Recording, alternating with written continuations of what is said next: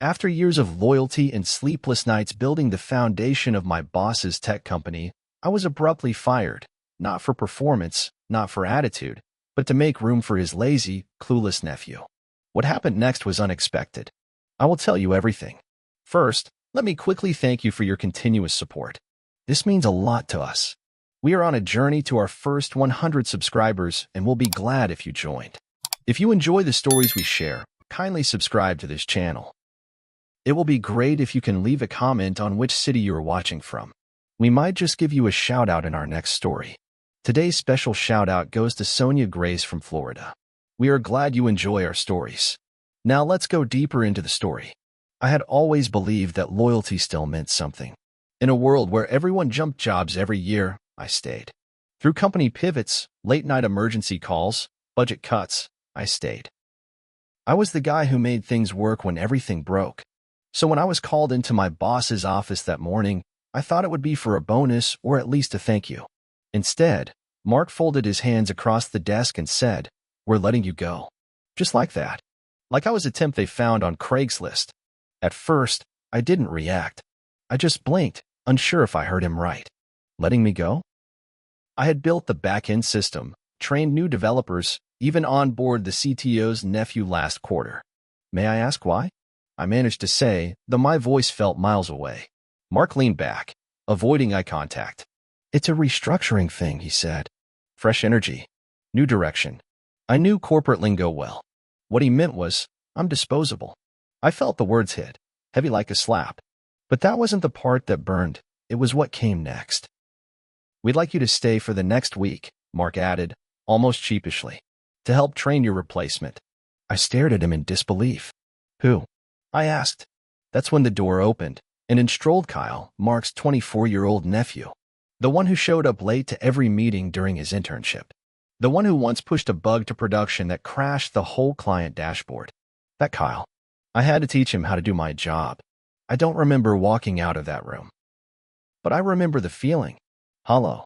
My head was buzzing, not from anger, but insult. I was the guy they turned to when servers crashed, when products failed, when investors asked for live demos. And now I was the guy being shown the door so some nepotistic brat could play pretend. When I got to my desk, I sat down in silence, logged in, and started backing up my personal files. But I also opened one other terminal, the one that connected to our root architecture. It was all still there, untouched. I had spent years building the framework that ran everything from internal payroll to customer-facing portals. I had never bragged about it, never asked for a title bump, just quietly kept things moving. That silence had made them comfortable. They thought the system ran itself. They forgot who wrote the code. So I copied it. The entire back-end structure. Not to sell. Not yet. Just to have. Like a key they didn't know I still owned. Because if loyalty meant nothing to them, then maybe silence should mean everything to me. Over the next few days, I played along. Smiled politely. Walked Kyle through API integrations he barely understood. He kept asking questions like, "Wait, what's JSON again?" I wanted to scream, but I didn't. I answered him calmly. Explained things slowly. Each time he got something wrong, and he got a lot wrong, I took mental notes. They didn't just fire me. They downgraded. I knew exactly how fragile the infrastructure was. I knew which processes had been patched together with duct tape and hope. And I knew what would happen if they were left in the wrong hands. Mark barely acknowledged me the rest of the week. Just walked by my desk like I was a shadow. It amazed me how quickly a person can erase your value once they've decided you're no longer useful to them. I watched Kyle struggle through setup scripts I had automated months ago. He clicked around like a toddler with a new toy. And still, no one noticed. No one cared. It wasn't about skill, it was about connections. He had the right last name. That's all that mattered. I was just the placeholder they needed to keep things stable until their golden boy settled in. The night before my last day, I stayed late at the office. Not to finish documentation, though that's what I told them. I stayed to walk through the system one last time, like a ghost visiting his own grave. I encrypted my version of the source code and stored it securely off-site. I deleted some of my admin-level notes from their internal wiki. Nothing malicious. Just reminders of how much power I actually had, and how much they'd taken for granted. As I shut down my computer, I looked around the empty floor and whispered to myself, "You made this." My final morning was quiet. No send-off party. No thank you card. Just a weak handshake from Mark and an awkward, "Good luck out there." Kyle didn't even show up. I grabbed my bag, walked out the front doors, and felt the cold January wind hit my face like a challenge. I wasn't angry anymore. I was clear, focused. They thought they'd replaced me, but they'd simply unplugged the machine that had kept them alive. They just hadn't realized it yet. And that's when it hit me. They had no idea what I was capable of, not really. They saw a loyal employee, someone safe, someone who wouldn't push back. But what they didn't see was the man who built their empire from scratch. And I had just taken back the blueprints. The weekend after my last day, I couldn't sleep. I kept pacing my apartment, replaying every moment in that office, every late night, every bug fix I pulled off under pressure, every client call I took when no one else would. The code I wrote back then wasn't just a job. It was my fingerprint, my legacy. That system was like a living, breathing thing, and I had been its heart. Now, it was in the hands of someone who barely knew what a terminal was. I booted up my old laptop and stared at the command line for a long time. I hadn't touched it in a while, but the muscle memory kicked in fast. A few lines of code, a masked IP, a VPN tunnel routed through 3 continents. Then I hit enter. Just like that, I was inside. Years ago, I'd written a backdoor access protocol, meant only for emergencies, when everything else failed. I called it Ghost Route. Nobody else knew it existed. I never documented it, never mentioned it. But tonight, I was the emergency. At first, I wasn't sure what I was looking for. Maybe a glitch. Maybe a hole I'd left behind they hadn't patched. But the deeper I dug, the darker it got. I stumbled on a hidden directory labeled PRV, Eyes Only. Naturally, I opened it. What I found inside made my stomach turn. Falsified invoices. Payment reports to vendors that didn't exist. Redirected funds. It wasn't just favoritism. It was straight-up fraud. My former boss Mark had been cooking the books while publicly talking about budget cuts and streamlining staff. There were payments to Mark's brother-in-law's consulting firm, one that billed the company monthly for strategy sessions that never happened. I recognized other names, 2 board members' spouses, friends, a golf buddy listed as a cybersecurity advisor. It wasn't a company. It was a cash funnel. And I had unknowingly written the code that helped them hide it all. I leaned back in my chair, jaw clenched, heart pounding. Suddenly, getting fired felt like a blessing. I was out, but now I could see what I'd truly been part of. I kept digging. Tax records didn't match filed reports. Employee benefits were slashed, yet the executive suite had taken raises. And then I saw it. Kyle, my replacement, was already on payroll a month before I was let go. They never planned to keep me. I was just a stepping stone, an obstacle to clear. Rage and clarity fused into something cold and sharp. I wasn't just fired. I was used. And now, they were using my work to cover their crimes. But here's the thing they forgot. I built their system. I didn't just understand it. I owned its logic. Every exploit, every soft spot, every admin bat channel. I'd never used them before because I didn't need to. But now I did. I copied everything. Files, transaction logs, archived emails, shell scripts. I made clean backups, encrypted them, and stored them in a private cloud vault only I could access. This wasn't about revenge anymore. This was about justice. And maybe survival. I considered going straight to the authorities. But I knew how people like Mark operated. He had lawyers on speed dial, PR firms that could spin a scandal into a misunderstanding. If I came at him directly, he'd crush me before I got close. No. I needed to be quiet, surgical. So I started planning. I mapped out their system weaknesses, isolated their dependencies, traced their vendor links. I wasn't going to take them down with fire. I was going to pull every supporting beam from underneath them and watch the whole thing collapse. I also began collecting proof of my own innocence. I documented timestamps, login histories, internal chat logs showing who accessed what and when. If this turned into a legal mess, and I knew it could, I wanted a clean trail. I was already writing my own script, one where I didn't just walk away a victim. I walked away a mastermind. I was done being the silent, dependable guy in the background. They wanted me gone, but I was still in the system, still pulling wires they didn't know existed. Late that night, as the city lights flickered beyond my window, I opened one of the shell logs and stared at my old username, Eli_dev01. Still active, still trusted. That was their last mistake. They fired the one person who understood how fragile their empire really was, and they handed the keys to a fool. They had no idea how close their tower was to crumbling. That night, I didn't sleep. I didn't eat. I barely blinked. I had found the rot beneath the surface, and now I was going to use it. Not with rage, not with fire, but with precision. They had the spotlight. They had the titles. But I had something better. I had access. And now I had a reason to use it. I didn't need to shout to bring the company down. Whispers would do the trick. Well-placed, perfectly timed whispers. The kind that make people second-guess everything they thought they knew. In the weeks that followed my discovery, I laid low, played it quiet. My apartment became a war room. Screens glowed all night, code flowed like water, and my phone buzzed with burner messages I'd routed through encrypted channels. I wasn't out for chaos. I wanted precision. And the first shot? A tip-off. Anonymous. To the right agency. With the right documents. I used a clean laptop. No traceable metadata. I created a fresh persona, someone inside the company who'd had enough. Then I uploaded just a slice of what I'd found. The ghost employees. The tax manipulation. It was enough to get attention, but not enough to trace back to me. Within 72 hours, federal interest was piqued. Investigators started poking around. Quietly, I watched it all unfold like a spectator in a show I'd written. I hadn't just lit the match. I'd written the script.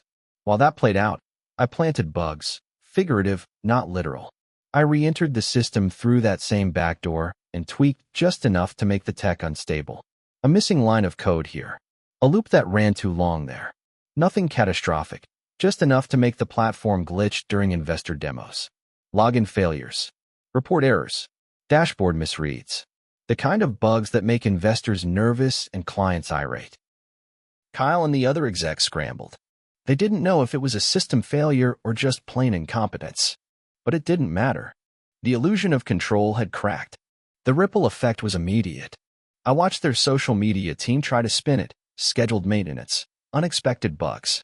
But their largest client tweeted about the outages. Then another.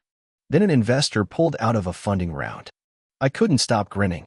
I wasn't just sabotaging a company, I was dismantling a lie. And no one had a clue. Even my ex-coworkers, some of whom I liked, started to feel it. The chat logs from internal Slack, which I still had shadow access to, were a mess of panic. Anyone know why the dashboard's down? Why is payroll 2 days late? Where's Kyle? I watched the threads unravel like a sweater with a loose thread, pulled gently and persistently. They built the entire culture around keeping secrets. Now the silence was eating them alive. It was tempting to message them, to reveal that I was the ghost in the system. But I knew better. This wasn't about ego. This was about control. I wanted them to feel exactly how I felt the day they let me go, powerless, confused, dismissed. Except this time, they wouldn't even know who was pulling the strings. The company's founder, Mark, held a live-streamed meeting to reassure stakeholders. I tuned in from my apartment, half a sandwich in hand. He looked tired, nervous. His voice wavered. Said they were working through minor issues. I almost choked on my food. Minor issues? Your code is imploding, your finances are under review, and your CTO's nephew couldn't debug a toaster. But sure, minor issues. At the end of the stream, he said something that stuck with me. We're grateful to our loyal team and committed to moving forward, stronger than ever. Loyal team. I was that. For years. And they threw me away like an expired badge. Now, that same loyalty had become the sword at their throat. But I wasn't done. I wanted to hit the heart of their arrogance, the tech. I started introducing noise into their machine learning models. Just enough to corrupt the outputs over time. Ad targeting went haywire. AI suggestions were meaningless. Clients started filing complaints. Their flagship product, the one I helped build, was unraveling in plain sight. And still, they didn't know where the leak was. I gave myself a deadline. 2 more weeks of sabotage, then I'd leak everything publicly, documents, recordings, the full audit trail. But for now, I wanted them to keep twisting. I wanted the panic to build. Because a company doesn't fall in one blow. It collapses from pressure. And I was the pressure. I started receiving calls from recruiters again. Other companies had noticed my disappearance. Some guessed I'd gone into stealth mode. One even offered me a CTO role. I said I was taking time to rebuild. I left out the part where I was currently rebuilding my enemy's demise. Every night, I wrote down what I did that day, what I adjusted, what I triggered. It was my revenge diary. Not for anyone else. Just for me. Proof that silence is never weakness. That staying quiet doesn't mean you're powerless. It means you're listening, waiting, choosing your moment. By the end of that third week, the company was hanging by a thread. Lawsuits were being whispered about. Key partners had gone dark. Cal hadn't been seen in meetings for days. I suspected Mark was preparing to scapegoat him. That was fine. Let them eat their own. I'd be watching either way. The best part? They still didn't suspect me. Not once. That was the beauty of being underestimated. They thought I was gone. Forgotten. Out of the loop. They'd forgotten the most important rule in tech. The system remembers its architect. And I was still inside. It started with a headline. Nothing dramatic at first. Just a blip on a local business blog. Midtown tech firm under audit for financial irregularities. I was sipping coffee in sweatpants when I saw it. No fireworks. No dramatic music. Just quiet confirmation that my work was taking root. And it was only the beginning. Within 24 hours, the story had spread. Bigger outlets picked it up. Words like embezzlement, regulatory violations, and insider hiring practices started flying around. I refreshed the page every few minutes, each new headline a reward for the patience I'd shown. I leaned back in my chair, fingers steepled, watching their empire slowly catch fire. The company released a public statement, some PR fluff about fully cooperating with authorities. But I knew the truth. Their records were a minefield, and I left breadcrumbs for every auditor to follow. The shell accounts. The ghost vendors. The falsified invoices. Nothing they said could undo the paper trail. By the end of the week, regulators had moved in physically. Their offices were raided. Laptops taken. Phones confiscated. And the crown jewel? The financial system I'd quietly destabilized. It broke under pressure. Clients started pulling out. Investors froze funding. The board held emergency meetings that leaked to the press. I watched it all unfold from my apartment window. 10 floors up, just far enough away to feel like a ghost. I hadn't left that place in days. I didn't need to. My laptop was my world. And in that world, their company was collapsing one keystroke at a time. Then came the arrests. A blurry photo on a news feed. Mark, the founder, being escorted out of the office. Another clip showed IRS officials leaving with boxes of documents. The commentators tried to downplay it at first, routine audits, they said, but no one bought it. The narrative was spinning too fast now. Kyle, my old boss, tried to save face. He scheduled a last-minute interview with a tech podcast, pretending he was still in control. Just a few hiccups, he said, voice trembling behind a fake smile. But in that very moment, his email to investors leaked, begging for emergency funds, warning of a total collapse. That was the nail in the coffin. As for his nephew, the golden boy, he was the first to get thrown under the bus. Fired publicly, blamed for compromising systems he didn't understand. Which, ironically, was true. He never understood anything, least of all what it meant to take something someone else built. A clip of him outside the office went viral, shirt untucked, holding a box of belongings, yelling at a reporter. He said he was set up, that the company had screwed him over. I saved the clip, watched it on loop that night like a lullaby. Inside the company, the panic had turned to cannibalism. Co-workers blamed each other. Executives ghosted. Slack messages leaked to Reddit. Lawsuits began piling up former employees, clients, partners. Every single person the company had stepped on now wanted a piece of its carcass. Still, I said nothing. No gloating. No confession. I was the architect of the storm, but I let the winds do the talking. Every time someone asked me what I was doing lately, I just smiled and said, taking time off. They didn't need to know that while they were getting served subpoenas, I was reorganizing my bookmarks and cleaning up my desktop folders. That night, as the lights in the company's office went dark for good, I opened the last diary entry in my private folder. They fired me to make space for family. I made sure none of them had a future left to inherit. I closed my laptop. Took a walk for the first time in weeks. The city looked different. Brighter. Because sometimes peace comes not from forgiveness, but from finishing what they started. The new office smelled like polished glass and quiet power. Mahogany desks. Custom lighting. Conversations spoken in low, confident tones. It was a world away from where I came from, and I didn't miss the old one for a second. The receptionist welcomed me by name. My badge was ready. My title? Senior Systems Architect.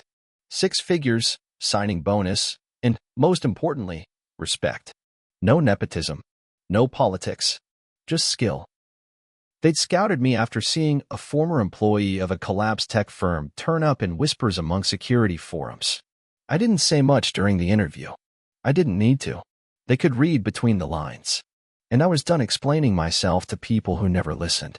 I sat at my new desk, sleek and uncluttered, and opened my laptop. One last thing to do before starting fresh. The backdoor to my old company's system still worked. They tried to recover new admins, rushed patches. But the foundation was rotten. They were just rebuilding on ashes. I logged in silently. Watched for a minute as ghost processes tried and failed to start. My code still ran under the surface like a virus that only listened to me. The system didn't know it was already dead.